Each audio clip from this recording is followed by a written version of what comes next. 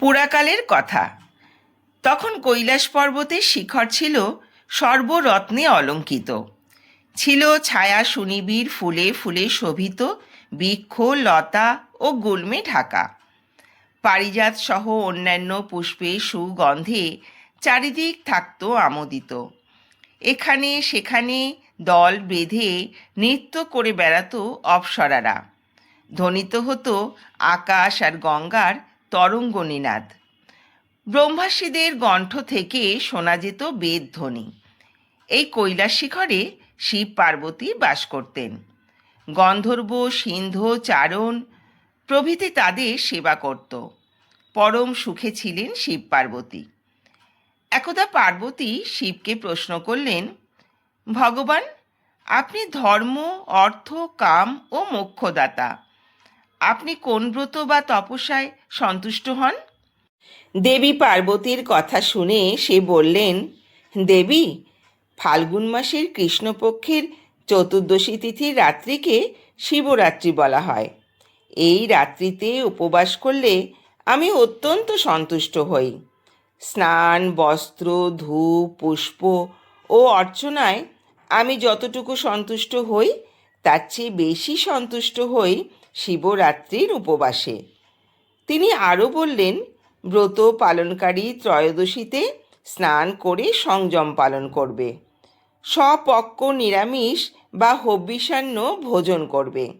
স্থণ্ডিল অথবা কুশ বিছিয়ে শয়ন করে আমার অর্থাৎ শিবের নাম স্মরণ করতে থাকবে। রাত্রি শেষ হলে শয্যা ত্যাগ করে প্রাতক্রিয়াদি করবে, অন্যান্য আবশ্যিক কার্যাদি করবে। সন্ধ্যায় যথাবিধি পূজাদি করে বিল্বপত্র সংগ্রহ করবে। তারপর নিত্যক্রিয়াদি করবে। অতঃপর স্থণ্ডিলে অর্থাৎ যজ্ঞ বেদিতে সরোবরে প্রতীকে বা প্রতিমায় বিল্বপত্র দিয়ে আমার পুজো করবে।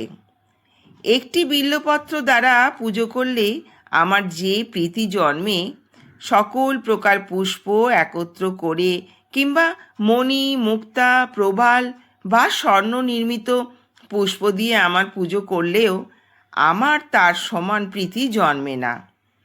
প্রহরে প্রহরে বিশেষভাবে স্নান করিয়ে আমার পুজো করবে। পুষ্প গন্ধ ধূপাদি দ্বারা যথোচিত অর্চনা করবে। প্রথম প্রহরে দুগ্ধ, দ্বিতীয় প্রহরে দধি, তৃতীয় প্রহরে ঘৃত এবং চতুর্থ প্রহরে মধু দিয়ে আমাকে স্নান করাবে এবং পুজো করবে। এছাড়া যথাশক্তি নৃত্য গীতাদি দ্বারা আমার প্রীতি সম্পাদন করবে। হে দেবী, এই হলো আমার প্রীতিকর ব্রত। এই ব্রত করলে তপস্যা ও যজ্ঞের পূর্ণ লাভ হয় এবং 16 কলায় দক্ষতা জন্মে। এই ব্রতের প্রভাবে সিদ্ধি লাভ হয়। অভিলাষী ব্যক্তি সপ্তদ্বীপা পৃথিবীর অধীশ্বর হয়। শিব পার্বতীকে আরও বলেন, এবার শিব চতুর্দশী তিথির মাহাত্ম্য বলছি, শোনো। একদা সর্বগুণযুক্ত বারাণসীপুরীতে ভয়ঙ্কর এক ব্যাধ বাস করত। বেটে খাটো ছিল তার চেহারা। তার গায়ের রং ছিল কালো, চোখ আর চুলের রং ছিল কটা। নিষ্ঠুর ছিল তার আচরণ। ফাঁদ জাল, দড়ির ফাঁস এবং প্রাণী হত্যার নানা রকম হাতিয়ারে পরিপূর্ণ ছিল তার বাড়ি। একদিন সে বনে গিয়ে অনেক পশু হত্যা করল। তারপর নিহত পশুদের মাংস ভার নিয়ে নিজের বাড়ির দিকে রওনা হলো। পথে শান্ত হয়ে সে বনের মধ্যে বিশ্রামের জন্য একটি বৃক্ষমূলে শয়ন করলে এবং একটু পরেই নিদ্রিত হলো। সূর্য অস্ত গেল, এলো ভয়ঙ্কর রাত্রি। ব্যাধ জেগে উঠল। ঘোর অন্ধকারে কোনো কিছুই কারো দৃষ্টিগোচর হলো না। অন্ধকারে হাতড়ে হাতড়ে সে একটি শ্রীফল বৃক্ষ অর্থাৎ বিল্ব বৃক্ষ পেল। সেই বিল্ব বৃক্ষে সে লতা দিয়ে তার মাংসভার বেঁধে রাখল। বৃক্ষতলে হিংস্র জন্তুর ভয় আছে, এই ভেবে সে নিজেও ওই বিল্ব বৃক্ষে উঠে পড়ল। শীতে ও ক্ষুধায় তার শরীর কাঁপতে লাগলো। এইভাবে সে শিশিরে ভিজেই জেগে কাটালো সারা রাত। দৈববশত সেই বিল্ববৃক্ষ মূলে ছিল আমার অর্থাৎ শিবের একটি প্রতীক। তিথিটি ছিল শিব চতুর্দশী, আর ব্যাধও সেই রাত্রি কাটিয়েছিল উপবাসে। তার শরীর থেকে আমার প্রতীকের ওপর হিম বা শিশির ঝরে পড়ছিল। তার শরীরের ঝাঁকুনিতে বিল্বপত্র পড়েছিল আমার প্রতীকের ওপর। এইভাবে উপবাসে বিল্বপত্র প্রদানে এবং শিশির স্নানে নিজের অজান্তেই ব্যাধ শিবরাত্রি ব্রত করে ফেলল। দেবী, তিথি মাহাত্ম্যে কেবল বিল্বপত্রে আমার যে প্রীতি হয়েছিল, স্নান পূজা বা নৈবেদ্যাদি দিয়েও সে প্রীতি সম্পাদন সম্ভব নয়। তিথি মাহাত্ম্যে ব্যাধ মহাপুণ্য লাভ করেছিল। পরদিন উজ্জ্বল প্রভাতে ব্যাধ নিজের বাড়িতে চলে গেল। কালক্রমে ব্যাধের আয়ু শেষ হলো।